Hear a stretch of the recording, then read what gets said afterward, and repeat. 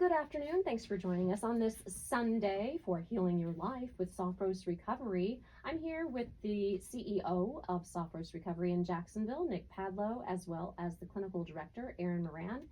And Nick has his own story to tell, and he started this business after he was a veteran and he was in the Army. He went to West Point. He's been to Afghanistan and Iraq, and then he realized that he needed to do something when he realized that he had a substance abuse problem, and he's in recovery himself. So he started a business to help other people on this journey. Erin Moran is a licensed mental health counselor, and she has come to us from New York, and she has been in Florida for a while, getting her education here as well. And she has worked in all sorts of different facilities and now concentrates on recovery from addiction and is with Soft Roast full time. And she's also had her own practice. So she has lots of experience with all kinds of situations. So if you feel like you are ready to get help with your recovery, we are talking to the right people today. We're talking about what to expect when you get started with treatment. And so we can start with what happens when you first arrive, Nick. Yeah, so I think this is a good topic because there's a certain amount of apprehension that people feel when you know you have a problem, you know you need help, you're not sure exactly who to call, and we've kind of talked about that a little bit. But then once you know who to call, it's like, what is this going to look like? What am I actually going to do in order to facilitate this recovery? And so, the first couple days once you arrive, it might feel like it's a little bit of logistics, right? You're signing consent forms, you're meeting with the nursing team potentially in order to get your medical history and your vitals done. You're going to provide a urinalysis and a breathalyzer. So it's kind of, I sometimes joke, it's like first day of school stuff, right?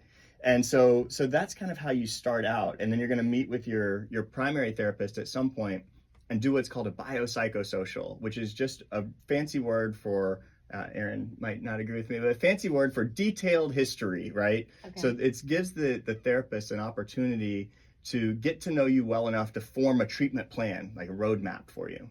Why is it called biopsycho? Yeah. Because, and I say it's a nice snapshot overview of different areas of your life. So this is going to be some biological components. This is going to be, some medical history, some health history. This is going to be your social support. This is going to be asking a little bit more of how you grew up, of your family relationships, sibling relationships, any significant others, any children. It's going to be asking about, maybe some nutritional components, maybe some, sexual health, maybe some trauma. Your living environment, it's this kind of little tidbits of various different parts of your life, and it helps us as therapists to kind of paint a picture. It's not we're not getting every single detail of everything, but we're getting a nice map and understanding of these different areas of your life that have impacted not only substance use, but also your mental health. This might help us to determine. We're also going to ask for some symptoms associated maybe with anxiety, with depression. Is there any mania? Is there any OCD? Is there any potential psychosis? This just helps us to understand all of these factors that impact us, that impact the struggle, or as I say, every time I'm here, that make humaning hard. It helps us to understand what are some areas that we might want to address and talk about while you're in treatment. What areas are you needing support in? What areas are you needing to learn new skills, new tools? So it's usually about an hour to an hour and a half of gathering some information. It can feel really vulnerable, and for some people really uncomfortable because they've never shared some of these things.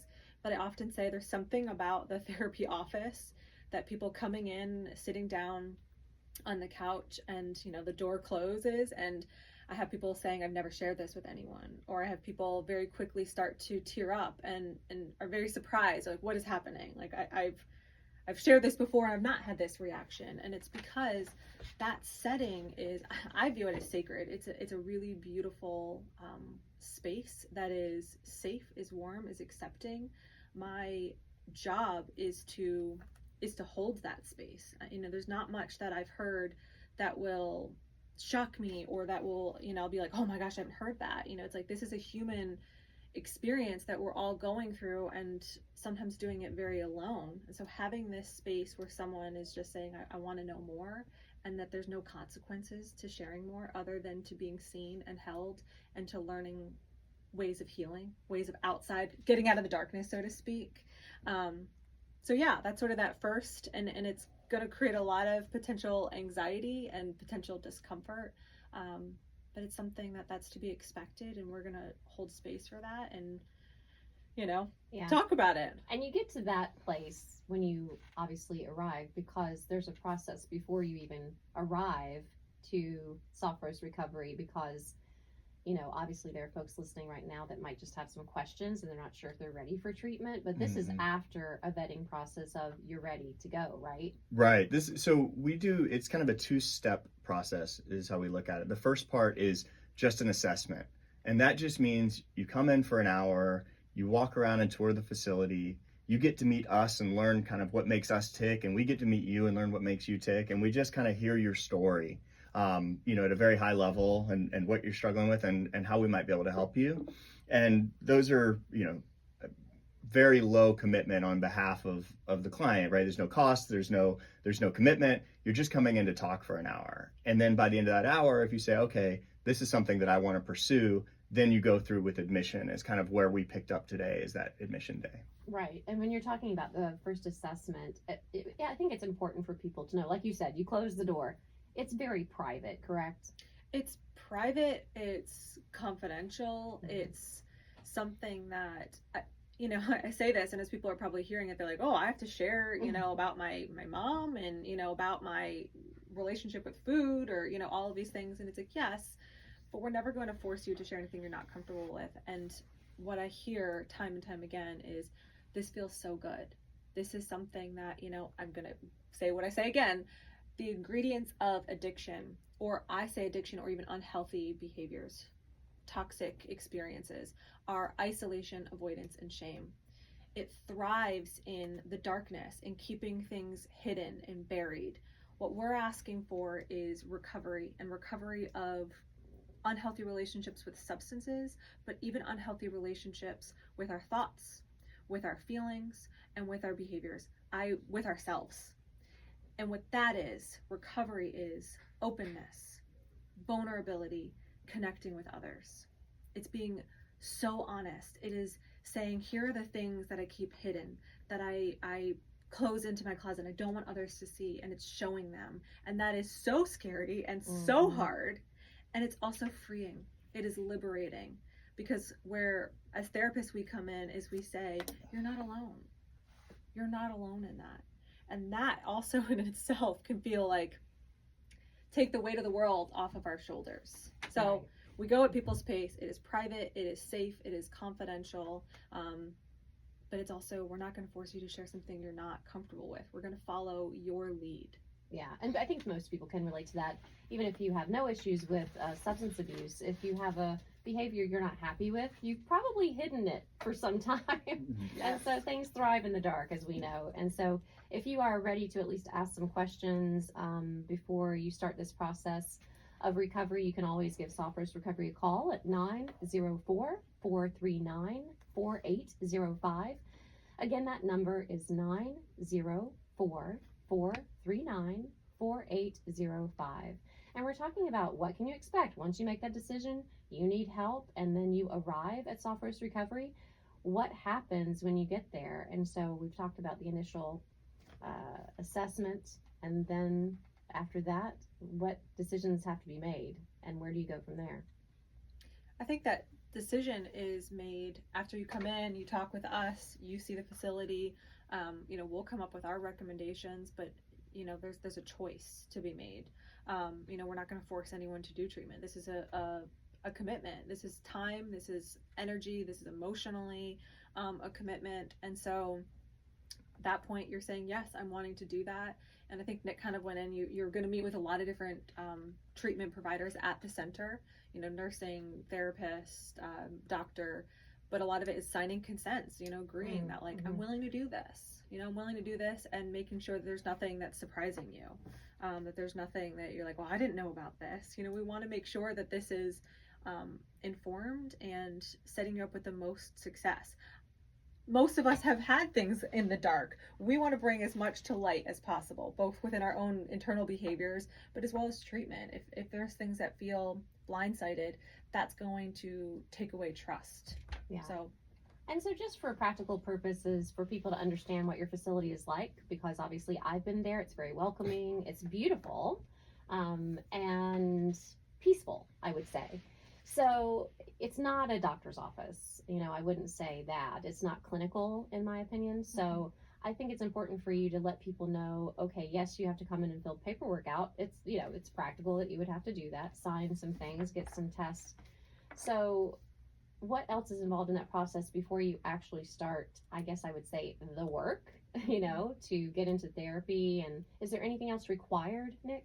No, not really. It's, once you do the assessment, the biggest thing that you have to do at that point is just say yes. And then we kind of do the rest for you, right? Then it's just showing up.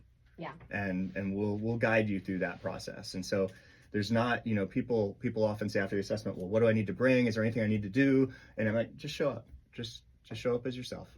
That is the work. Yeah. Well, I was about to say. You said sort of like when the work starts. I think the work starts the minute either you agree to call or you agree to have your loved one call us. That is the moment that the work is starting. And we're not asking to do anything different. It's not going to be whoosh 180. It's going to be a continuation of that. And that's a willingness to do the hard things, a willingness to be vulnerable, a willingness to ask for help, a willingness to learn new things. And that is all really hard and really uncomfortable and really rewarding. And when you sign the paperwork and everything, what is the time commitment? Is it a 30-day program? Or is it different for each person? So speaking about just in general, generally if you go to, we are not a residential treatment center, but I just want to make sure everybody kind of knows the different options. So if you do go to a residential treatment center, generally those are going to be about 30 days long. And you'll be living there, and you'll have a significant amount of clinical programming. The next level, which we do provide, is called partial hospitalization. And that's going to be 6 hours a day. And you're going to be, doing all sorts of different groups and individual therapy. And then with IOP, it's going to be 3 hours a day. And so each one of those kind of has a different duration. PHP, the full day program, generally lasts 2 to 4 weeks. And then after that, you step down to the intensive outpatient program. Generally, you always step down from that to that. So it's kind of a continuation. And then IOP lasts anywhere from 8 to 16 weeks. We see the average person staying around 10 to 12, but there's no set number. It's really about what is best for you as an individual in your recovery. Are you ready? Where are you? And then after that, we can step you down to outpatient if you would like, and provide a little additional support for a couple months. So all in, you're looking at something that's going to last. It's going to be 3 or 4 months. This is a complicated problem that requires a complicated solution. Yes, and it's a lifetime commitment to say, I'm going to be sober. So this is just the beginning anyway. I mean, I know we probably don't necessarily, you guys are the experts in what you say in the beginning, but I'm familiar with sobriety, and just like anything else in life, it's a lifetime commitment. The work is never over, whatever it may be, whether it be however we stay healthy, mind, body, and soul. I know you like to talk about the full picture. So, as we get older, we realize, oh, there's no finish line. Darn, I have to keep working out. Darn, I have to still be committed to my sobriety. So it's wonderful to have the specifics on what to expect, though. And we'll continue this conversation after the break. And if you think that you might have some questions for Erin or Nick, you can give Soft Roast Recovery a call. That phone number is 904-439-4805. Again, 904-439-4805. You're listening to Healing Your Life with Soft Roast Recovery. Welcome back to Healing Your Life with Soft Roast Recovery. We're here with the CEO of Soft Roast Recovery, Nick Padlo, and the clinical director, Erin Moran. And before the break, we were talking about, I said it's a lifetime commitment, which obviously I compare that to, say, staying healthy in any way. So if you say I'm going to eat healthy, I have to do that the rest of my life in order to maintain my clean eating. But it gets easier as I eat more vegetables and clean up my diet. It gets easier along the way. And so we were talking about how it's the same in respect to recovery, that it's intense in the beginning, Erin. Absolutely. It's something that, yes, this is a lifelong process, and I appreciate you saying, just like any behavior that we're trying to engage in, anything that's health requires time and commitment, and investing in it. At the same time, our struggles, the more that we kind of invest in, an investment is time, energy, money, all these things, the more that we invest in things that are healthy and nourishing for ourselves, the more that the negative stuff, the consequences, the yuck decreases. It doesn't necessarily mean it stops, but it will be when it does come up, when the hard stuff, whether that's, oh man, I'm being really critical of myself, or if it's cravings to use, or it's, relationship strain, whatever it may be, that stuff will decrease in how frequently it comes up. It won't pop up in your life as often. When it does pop up, it won't be as intense. So maybe it's been an 8, 9, 10. It maybe will be, a 3 or 5. And it won't last as long. So when it does pop up, if it's a 5, it maybe will be like, okay, that was half a day that was really rough and it's fine. Or I've been staying at a place outside my ability to tolerate it. It's lasting so long, I can't see clear it. Decrease in intensity, frequency, and duration of the yuck, of the hard, of the ick, and an increase in the stuff that feels really good, really nourishing, really restorative. Yeah, I feel like it's just like anything else with practice. I know as I have hurt my ankle, people, I've hurt my ankle. And so I know when I go back to the gym, there's going to be a lot of yuck. Yeah. Because it's going to be way more difficult since I have not been there in a very long time. But Nick, I know we mentioned you're in recovery yourself. And so can you attest to that it does get easier? It definitely gets easier, right? You almost look at what we call the continuum of care, and you say, okay, how does that change over time, right? So at residential, we're putting everything into it because we need to, because we've got a lot of struggles. And then now we're at partial hospitalization and intensive outpatient, and now we're working on it 12 hours a week. And that's what we need to do to overcome it, because we're still having a lot of cravings, we're still having a lot of triggers, we're still having a lot of bad days. And then you step down to outpatient, and then you're going to AA meetings, right? And sometimes you have to step it back up, right? So sometimes you'll get little bumps in the road. But at the end of the day, kind of like what Erin was saying, we want to have less bad days, and we want the bad days to be less bad. Right. And then every month or few months, we're going to try to have less bad days and make those bad days less bad. And we just keep shrinking that down until we're having more good days than bad, and we're enjoying life. And it's almost like the color in the world starts to come back. It's like I've been living in this black and white movie where everything was dulled and everything was kind of bland. And now the color starts to come back. It's almost like if you've ever needed glasses and you finally got glasses for the first time, and you say, oh my gosh, the trees have leaves. That's kind of what it starts to feel like as you start to kind of wake up, so to speak. To literally bring some clarity to your life. Yeah. And so it starts with a phone call. If you just have questions, or if you think, I am ready to get this process started, you can call Soft Roast Recovery. Their number is 904-439-4805. Again, 904-439-4805. And we were talking about, okay, you make the phone call, you make the decision, I'm going to go check out Soft Roast Recovery, and you get through the paperwork and you do the assessment with Erin, and then group therapy and things like that begin. So what's next after you get through all the paperwork stuff? I'm answering this one. So once you're fully like, okay, I'm a client, I'm committing to doing this, whatever level of care that may be, you kind of jump in and do the thing. And what that means is that's when you start to practice. Really the biggest thing that we ask for is practicing being open and honest. A lot of group therapy is removing the mask a little bit. We all have a mask. You know, Yes, you have a of course. mask at work. You have a mask with friends. Sometimes you even have a mask with family. Mm-hmm. We don't want to delete the mask. It's appropriate sometimes, but we maybe need it a little bit less. So let's try to remove it just a little bit and share some of the stuff that is a little bit more uncomfortable. That makes us feel a little bit maybe more exposed. So it's practicing being open, honest, and vulnerable.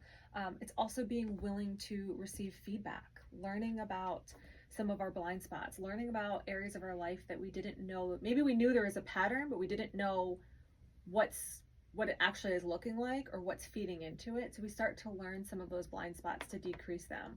It's increasing our self-awareness, increasing our relationship and connection with other people. So a lot of it is just being super willing to take that step. That's what's happening in the group setting. You know, we're sharing ourselves, other people are sharing, and we're learning that we are not as alone. It's someone says something that is maybe our deepest, darkest thought, and all of a sudden this clicks of like, oh, this is like a human thing. This isn't an Erin thing. I'm not messed up and, you know, screwed in the head. It's just like, no, it's hard. Right. And realizing, having someone else say my deepest, darkest thought or fear is, oh, okay, wait a minute, like that's not such a bad thing. And there's a choice to be a different way or to think a different way. Yeah, and I like talking about specifics when it comes to therapy. I'm just curious, other than group therapy, the other tools you have for folks to work with when they're there recovering. Sure. So I'll use an example. I mean, I guess this is, we do talk about this in groups and in individual, but, one of the things that I always say is, in 12-step, they talk about surrender, right? And there are going to be groups that you don't understand. They're going to be things that seem outside your comfort zone. Just surrender, just do it and see what happens. For me personally, I remember I went through residential treatment twice. And the first time I went through residential treatment, the one thing that I totally did not believe in was mindfulness. Right? I was like, absolutely not. That's some, hippie stuff, right? And then the second time I went to residential treatment, I absolutely did not believe in mindfulness. And I pushed back. And then about 5 days before I left treatment, something clicked. And I said, wow, there's really something to this, right? Whether you look at it as meditation or something else, really it's like, how do I learn to exist in the present moment, non-judgmentally, and not feel like I need to escape it? I said, that's actually what I can't do. And that's why it was frustrating me this whole time, was because I don't have that skill. And so I ended up devoting 3 months of my life after that to just mindfulness. I picked up and moved to Asia and just practiced mindfulness full time. And so, this thing that in group therapy or an individual or, that you're talking to somebody at Sophros about, and you're like, that's totally not me. Let's just see. Let's just be open. Let's surrender to the process and see what happens in our lives. And at the end of the day, some things you won't keep and some things you will. But we want to have, a set of tools that you can have, whether that's, how do I reframe my thoughts and feelings with cognitive behavioral therapy? Or how do I put the fire out when the house is on fire with dialectical behavior therapy, right? And what are these different tools? Because each situation might call for a different tool, and you want to have enough stuff built so that if it's like, I need to phone someone in my sober network, or I need to utilize one of these tools, or I need to have a distraction, like whatever you need at that specific time, we want to make sure that you're equipped with that. And that's one of the things we're learning in treatment. And we probably have people listening that obviously will be across the spectrum, right? I mean, we'll have folks that say, I've been doing this for years, I need to try again. Or we might have people that have never been to therapy, definitely haven't been to addiction therapy. And so do you have different tools for anyone who may be considering, whether it's their first time or they've been multiple times to recovery facilities? Absolutely. I mean, it is a combination. Nick said earlier, part of it is individualized, meeting each person where they're at. And there's also sort of, like I've also said, there's a human condition.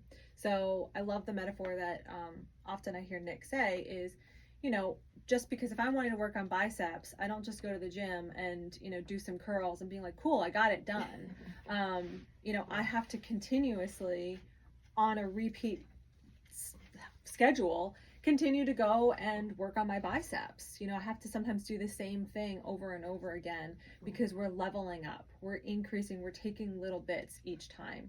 That's uncomfortable. Some people are like, I've been there, done that, I don't want to do that again. It's like, well, the fact that we're having that much resistance or that strong of a reaction is probably the absolute thing that we need to be working on. I like to tell everyone, like, there's a method to the madness. There's a purpose behind everything that we're doing. And it is to learn and really solidify some of these tools. It is to be vulnerable. It is to step out of our comfort zone. Staying Right. comfortable is a guarantee that things are going to stay exactly the same. And speaking of that, stepping out of your comfort zone, obviously, how can you prepare people that, they're going to call you, they might just have questions to get started, but how do you prepare yourself for this sort of process? I mean, it is emotional. It is. It is. What can you do to say, before I get started on this, how do I prepare myself mentally to take the step to say, I've got to do this? My thoughts on that are, I don't know how much we can prepare ourselves. Yeah. I think it's just saying, it's probably a conversation with ourselves saying, I know that this is going to be hard, and I know there's going to be some periods and some pieces that I don't like, and that's okay. We're not expecting rainbows and sunshine. I would love to be able to say that, yeah, this is rainbows and sunshine, it's great. It's not. It's hard, and sometimes it's messy, and sometimes it's going to feel painful, and it can also feel incredibly rewarding, incredibly safe, just soothed and nourished, and receiving some of these things that we've never gotten. So it's absolutely gonna be both, and I think we just prepare ourselves saying this is gonna be hard. And I love Glennon Doyle's one of her sayings. She's an author. Yes. And she also goes, we can do hard things. Yes. And it's a cheesy thing, but sometimes just telling ourselves, yeah, this is hard and I don't like it, and I can do hard things. We already have. If you're even listening to us and being like, I relate to pieces of this, then you know what it's like to do hard things. You know what it's like to struggle. Now we can struggle for a purpose, with a purpose, with an intention of healing, of growing, of transforming. Right. And it doesn't have to be perfect. There's no such thing as perfection, generally, in any aspect of life, right? I say that all the time to my staff because, here we are. I guess you have a choice, right, Nick? I mean, either you're going to continue an addiction and you're probably not having the happiest of times in that space, whether you're doing it as a binge, substance abuse, or you're doing it all the time. Everybody's different, but what's the alternative? Right. It's almost like at that point you're on a treadmill. And so if you do nothing, you're moving backwards, right? And we're going to continue to descend. This is a progressive disease. And if left untreated, it gets worse. And so, are you going to be fully ready? I mean, I think being ready to say, hey, I'm ready to go to treatment, and also being able to acknowledge, I don't really feel like I'm quite ready for this. That's okay. But now we have the choice, and we just decide to show up, and we'll help guide you from there. Yeah. You guys help with the hard work for sure, because you have all the people you need at Soft Roast Recovery. You have all the tools you could possibly need to help folks along this journey. And so that's why we want to get this information out to you and let you know, whether it's yourself, you are struggling with addiction and you want to find out more about recovery, or it's a loved one. They have the answers for you. If they can't help you at Soft Roast, they will absolutely direct you to a place where you can get the help that you need and make sure that you're getting the specific and individual attention that you need. You can give them a call at 904-439-4805. Again, Soft Roast Recovery in Jacksonville. Their number is 904-439-4805. You're listening to Healing Your Life with Soft Roast Recovery. Welcome back to Healing Your Life with Soft Roast Recovery. I'm April Davis, along with Erin Moran, who is the Clinical Director of Soft Roast Recovery, and the CEO of Soft Roast Recovery, Nick Padlo in Jacksonville. And we're talking about what to expect when you start treatment.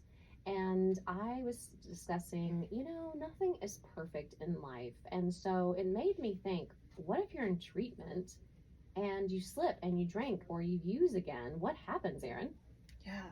So this is going to vary depending on each facility. So I can only speak for how we respond at Sophros, and a part of that is we're going to talk about it. We're going to bring it into the space and really try to explore our why and our what. What were we seeking? What were the ingredients that were sort of pushing it, and start to come up with a deeper relapse prevention plan. Sometimes a slip is an opportunity to find the cracks, and so we can really invest in solidifying our foundation, so to speak. If we're going to build a house, we need a strong, solid foundation.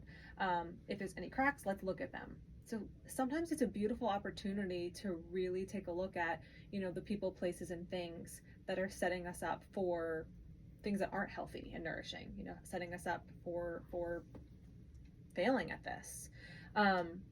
So it's, again, some people it's going to be, let's look at that, let's create a game plan, but let's just throw in love and support and a lot of tenderness, because there's a lot of shame with, I've already invested this, I've already done all this, and now here I am again.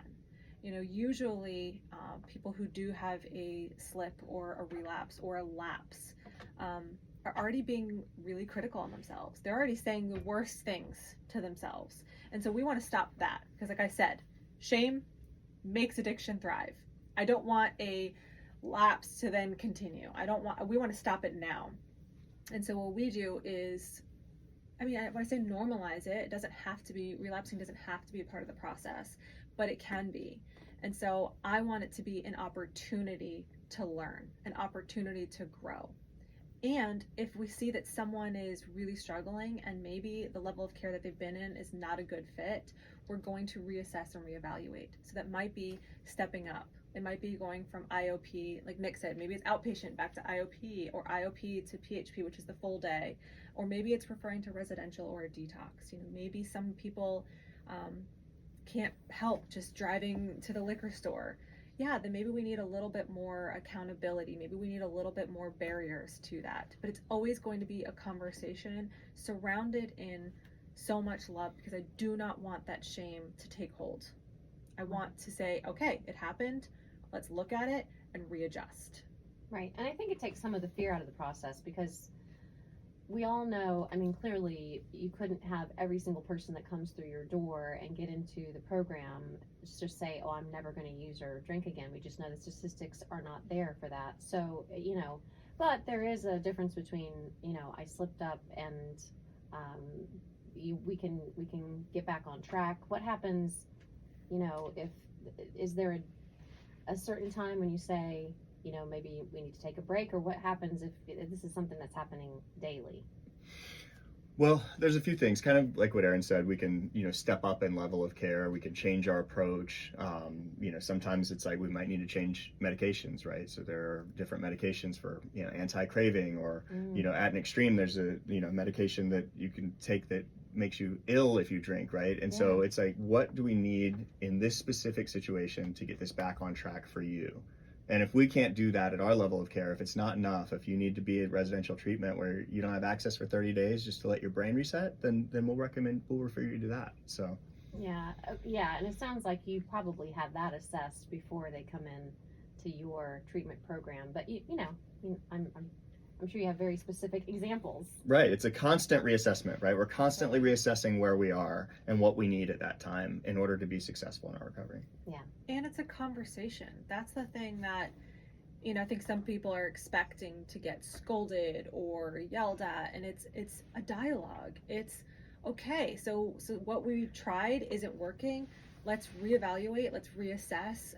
We want to be the people to support them to get on a road to recovery, whatever that looks like. And so we're going to decrease that shame, and again, provide as much support and a reevaluation, and just getting them familiar and comfortable to talk about the hard things. Yeah, and I'm glad you mentioned the medication, because that is something that is available and that can be helpful to a lot of people. And there are so many tools that you guys have at Sophros that you do not have to white knuckle it. That's the whole point, right? Right. And so that's why we're talking about this today. So just know that there is so much support at Sophros Recovery, not just with the people and the therapists, but there are so many different tools through group therapy and through medication, as he just mentioned. So there are options that can help you whatever stage you may be in with your recovery. And you can give them a phone call if you have questions or if you are ready to dive into the recovery program. The number is 904-439-4805. Again, that's Soft Roast Recovery in Jacksonville. Their number is 904-439-4805. And as we mentioned, Nick Padlo is the CEO of Soft Roast Recovery, and he is in recovery himself. He's been through years of experience with this, and I don't know if you want to share a little bit of your personal story, but we want to talk about always, okay, there is a positive, something to look forward to. There's a light at the end of the tunnel. You know, yes, we have to do a lot of work for anything we want in life, but if you could talk about how do you get the most out of this process, Nick? Yeah, I think we've talked about it a little bit here and there, but it's surrendering to the process and just saying, I'm going to give this my everything no matter what. I'm going to show up. I'm going to be consistent. On days when I don't feel like coming, I'm still going to come. I'm going to put in the work. I'm going to have this desire to learn, this desire to expand myself, because what I've been doing isn't working anymore. Right? My way is ineffective. So let's try another way. If it doesn't work, let's try another way, right? But getting to your point about, the kind of the exciting part of this, I think back to high school and college and grad school and all the different topics I learned. Well, I never learned how to navigate life. They don't teach that in school, right? And so the time that I spent in treatment was the most valuable education and the most eye-opening education I've ever received in my entire life. That 60 days trumps all the schooling that I've done. And what did I learn? I learned how to navigate relationships, right? So that's the relationship with myself. Like, how do I talk to myself? The relationship with the other people in my life, are they healthy for me? How do I navigate those relationships? The relationship with substances, which might have been what got me here in the first place, right? It's I didn't have a healthy relationship with substances. How do I learn to eliminate those unhealthy relationships and form new healthy relationships? And then finally, the relationship with the world around us, right? How do we navigate people, places, and things in life in a more effective way? It's an amazing and transformational experience. And I think that it improves all aspects of life. If I could have it my way, we would go into every, high school or college in the country and do a 60-day IOP program that was unrelated to substance use, but just how do we navigate life more effectively? Because like Erin says, humaning is hard. I know. I always say, if you've gone through a 12-step program or anything similar, I always say, the whole world would benefit from this, and just reassessing your life and understanding your resentments and things you may need to apologize for, or understand why you're doing the things you're doing in life and the behaviors that have resulted from that, and the trauma that you've been through and all of this. And these are things that you guys discuss with your clients as they come in and figure out, how are we going to tackle this mountain? And it's one step at a time, right? You see the mountain, but you don't have to climb the whole thing in a day. So how do you explain to clients, Erin, when they start in this process, okay, it does look like a big journey, right? You're going to have to climb that mountain, but how do you encourage them in the beginning, like, this is going to get better and this is how we just get started? Yeah, I think to take your metaphor of the mountain, it's continuously helping them to learn to slow down and saying, yeah, if I'm about to climb Everest, that's going to feel incredibly intimidating. Like, how am I going to get to the top of that? Well, the way that we do that is we pick our foot up and we put it down. And then we pick our foot up and we put it down. That is step by step by step. It's saying, what do I need to do today? The thought of, okay, never drink again, never pick up your substance again, stay sober for the rest of your life. For a lot of people, that in and of itself is way past their anxiety threshold. It's like, I can't think about that. Okay, well, can we think about not using today? Great, let's get through today. Tomorrow we'll wake up. Can we not use today? That's it. So we take it one day, one moment at a time. I sometimes tell people, I'm like, listen, if a day is too hard, then let's take it by segments. What do I need to do this morning? What do I need to do this afternoon? What do I need to do this evening? What do I need to do tonight? Or what do I need to do at 1 o'clock? What do I need to do at 2 o'clock? We take things in digestible bites. That is how we overcome. That's how we climb the mountain. That's how we are successful at anything. Right. I've read a book recently. I won't say the name of the book. It's a great book about habits. And, they talk about that, okay, well, if you want to run, the first thing you got to do is put your shoes on and tie your shoes. Yeah. So, yeah, I mean, it comes, like you said, Nick, it would be great to have these sort of lessons in high school, right? Right. Just like we didn't learn financial education either. So there are a lot of things maybe we could improve on there. But last thoughts as far as if anybody decides, hey, today's the day I'm going to make the phone call, or today's the day, I've already been thinking about it, and how do they make that process, how do you make the process seamless for them? So the first thing that I want to say is, we've talked about all these different steps and all these different things, and there's a certain intimidation that comes with that, right? But this is not harder than being in active addiction.